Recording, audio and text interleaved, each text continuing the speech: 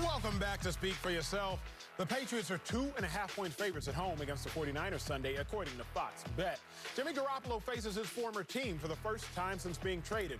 On the other side, Cam Newton had his worst game as a Patriot in Sunday's loss to the Broncos. Bucky Brooks is back with us to take his lashes. But Marcellus, which team should feel better about their starting quarterback? The 49ers with Jimmy Garoppolo or the Patriots with Super Cam? Oh, I'm going with the 49ers and Jimmy GQ. Good-looking dude. Comparison is the thief of joy, so I am not taking a shot at Cam Newton. This is a very difficult question, but I'm going to ride with the guy who has a 25-8 win-loss record, 758 win percentage, only 6th best in NFL history. I'm going to go with the guy who, in his first full year as a starter, went to the Super Bowl, had a 10-point lead in the fourth quarter with the #2 defense in the NFL, and found himself on the short end of the stick. I'm going to go with the guy that right now everyone wants to pile on and kick him while he's down just because he's injured. But let's talk about Jimmy GQ with the injury. We saw him in the Miami game and get yanked. We were like, yuck. So let's just look at that one and say, hey, we got to give him a pass. Why? Because he has a high ankle sprain on his plant foot. And outside of your throwing arm or shoulder, that's the worst injury you can have as a quarterback. So let's just move that one to the side just because it wasn't really Jimmy G out there. What has he done in his other 3 starts when he was healthy? 7 touchdowns, no interceptions, 68% completion percentage, 120 passer rating. You know he's cooking. Only other guy who has those type of numbers is the MVP front runner and Russell Wilson. So I'm riding with Jimmy G because of his disposition, of his demeanor, of the fact that he's a winner, unfazed with all of the criticism, the hate that comes every single day at a guy who's not only achieved, but exceeded the expectations that were given him. Marcellus, you were a great man, so I would assume you're a great father, but you do some things that make me question if I would want to be one of your children. Here is why. You make excuses for some of your kids, Jimmy G. Oh, he's hurt, he's hurt, he's hurt. But you don't make excuses for your other kids. It's a bunch of other quarterbacks who you're like, well, he got hurt, so he's injury prone. Jimmy G has missed 15 of the last 38 games as I see it. So I'm just wondering, Marcellus, why you make excuses for some of your kids but not others, but I digress. Cam Newton is who the Patriots should feel better about. The Patriots should feel better about their quarterback situation because Cam Newton does more with less. Why do I say that? Cam Newton, does he really have a lot of viable weapons out there? We know he doesn't. We know he has Julian Edelman. He has an underachieving first-round pick from last year. He has a couple running backs, but none of them are true RBs. They're more so pass-catching running backs. But my biggest point is Cam Newton actually has a bunch of true yards that aren't inflated. Y'all know when y'all go to the store and y'all get a bag of chips, and then y'all look at that bag of chips, but half of the bag is air? I can't stand it, bro. That's Jimmy Garoppolo's stats, because I look at his bag of stats, but half of his bag is air. So let's look at the true yardage. Jimmy G and Cam Newton. I'm going to talk about the passing yards and the rushing yards, sans yak, yards after catch. This is what Jimmy G does without his receivers helping him out. This is what Cam Newton does. 522 to 298, ew. Rushing yards, 225 to 17, ew, but expected. So total yards, true yardage, when you take the air out of the bag and you're just trying to get to that sour cream and onion chip.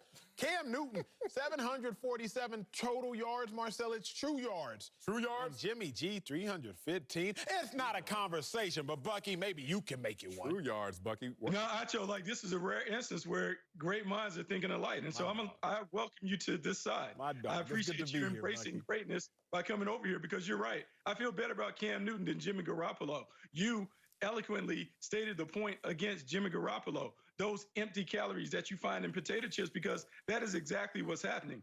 I think the best way to describe Jimmy Garoppolo is as a former video gamer, he is a joystick.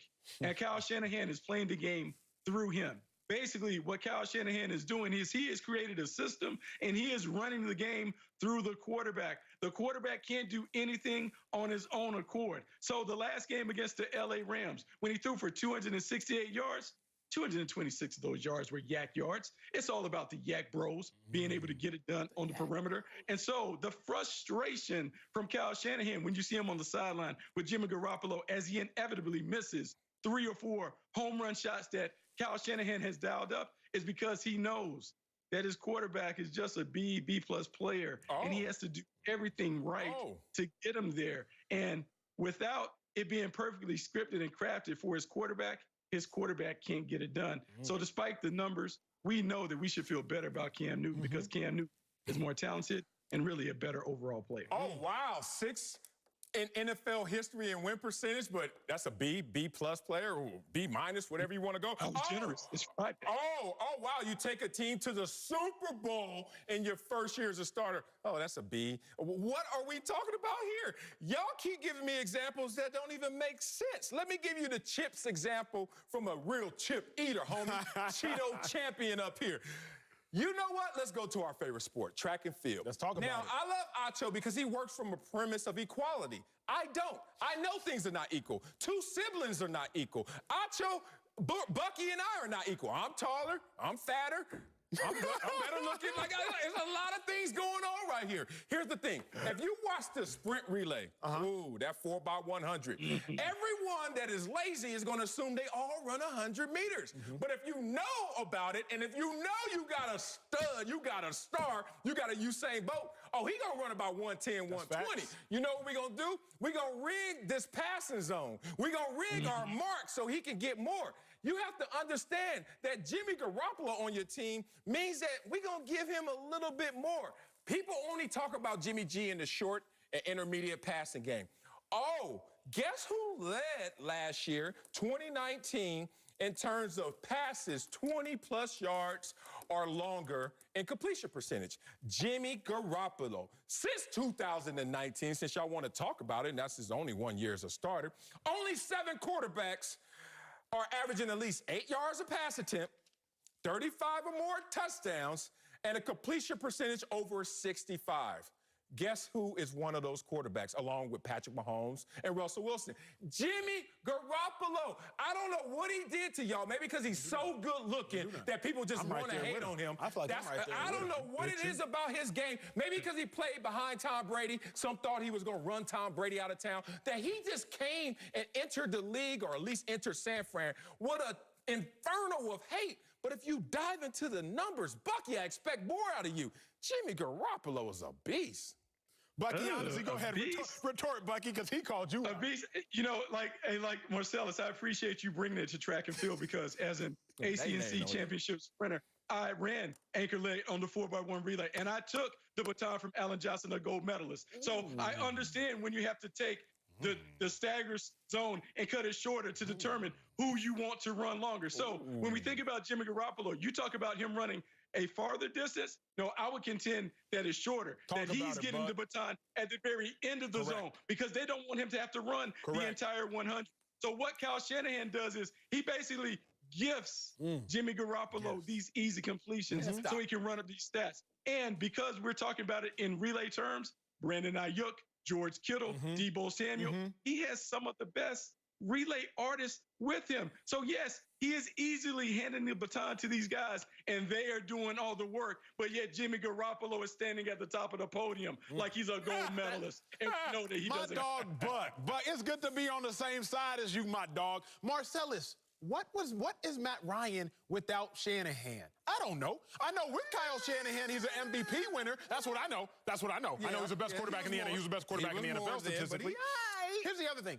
It doesn't matter really how we feel about these quarterbacks or how we feel about Jimmy G, because Kyle Shanahan told us how he felt. Remember, Kyle Shanahan pulled Jimmy G for what? He was hurt. C.J. Beathard? He pulls Jimmy G.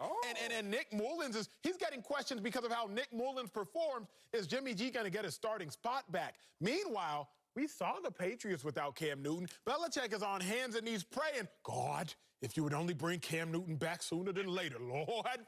Marcellus, Kyle Shanahan told us how to feel. I don't really care how you feel.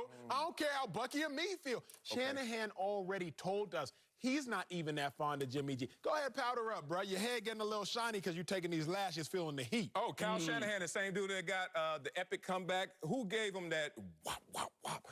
Bill Belichick? Tom Brady? Yeah. So let me trust Bill Belichick over Kyle Shanahan, even though I like both.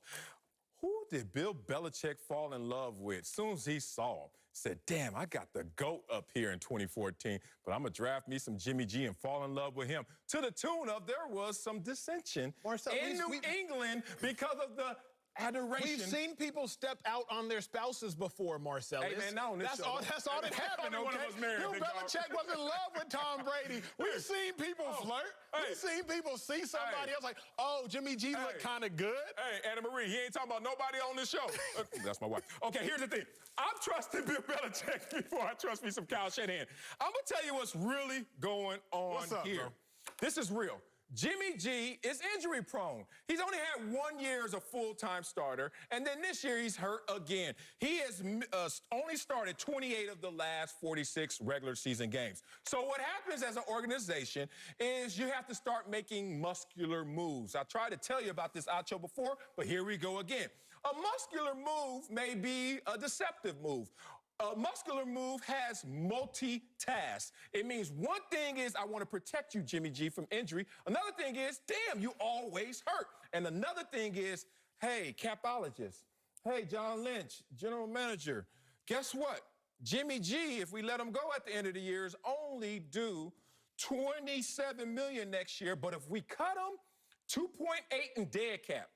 And $24 million saved. So just in case, not because Jimmy G's not a baller, just in case we can't get Jimmy G on the field consistently, we have to start to look at ourselves without Jimmy G. That's the only reason why there's a short leash and pulling him is because they're making that muscular move in terms of economics. Hey, man, I really like that argument. That was nice. You gave me a lot of words and semantics, and I kind of lost my way following along. That was great. But here's what it really comes down to. If they really love Jimmy G, you would see Kyle Shanahan really embrace him. But I want to go on the other side. It's the Cam Newton thing. I know everyone is unfairly grading him off of what I would call the COVID game. Look, he didn't play well against the Denver Broncos. Neither did their team. They had 2 practices. They didn't do it. I think this Sunday, we will finally have an opportunity to see the New England Patriots unleash Cam. And when I make my return to the show, we'll get to talk about Jimmy G and why this may be his swan song in San Francisco. And Marcellus, if you want to talk about muscular moves, I feel like you should leave that to the 2 more muscular people on the show. And myself. That would be true. I'm about to unbutton. I'm just being honest. Coming up in our big story, Carson Wentz and the Eagles are on top of the NFC East. I'm going to tell you why that win last night proved to me and America they're the